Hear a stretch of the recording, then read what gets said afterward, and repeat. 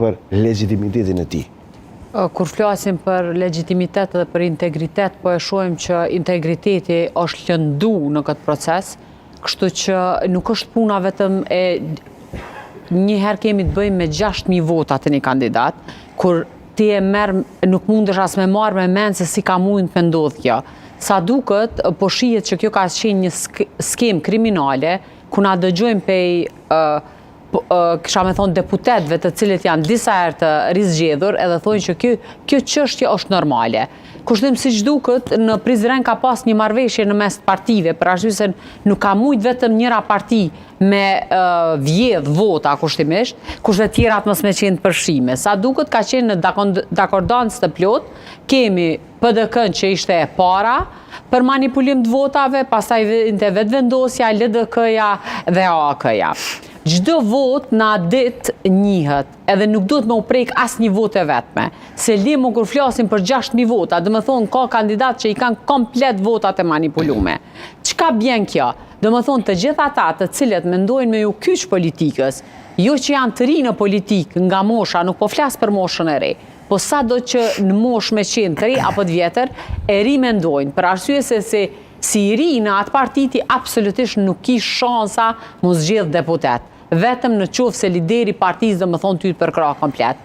Kjo i ka demotivu gjithë njerëzit me i hy garës dhe më thonë për deputet, për arsye se kjo i ka pru edhe këto partit të cilat ishin ish opozitore, apo partit të cilat ka në udhëheq mbi 20 vite Kosovën në këto. Këta nuk mendojnë si me rrit votën e vetë në për partit e tyne.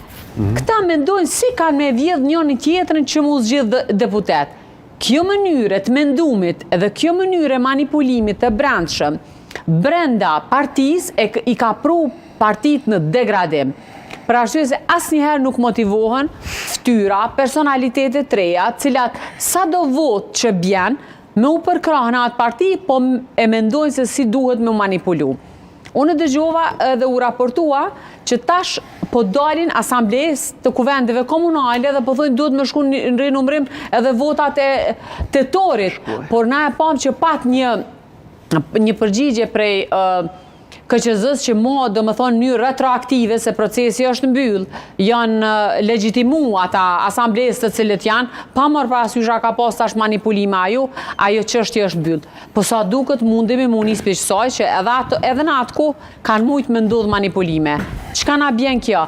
Sado që mundemi mu marrë se ne nuk e ndrojmë votat të cilat për të cilët kanë votu, ne nuk e ndrojmë ato, vetëm po bëhet vonimi që mu kriju institucionet, e ne e dim se qeverin shumë letë ka me kriju partia që është fituse edhe i takon, se i ka fitu në 51% në legjitime. Por kjo nuk duhet me u leju mo, njerëz duhet me u denu, se për ndryshe po shkon komplet në degradimin e procesit, kërkush mo nuk merë hapin që me hy në një garë, se e din saktësisht se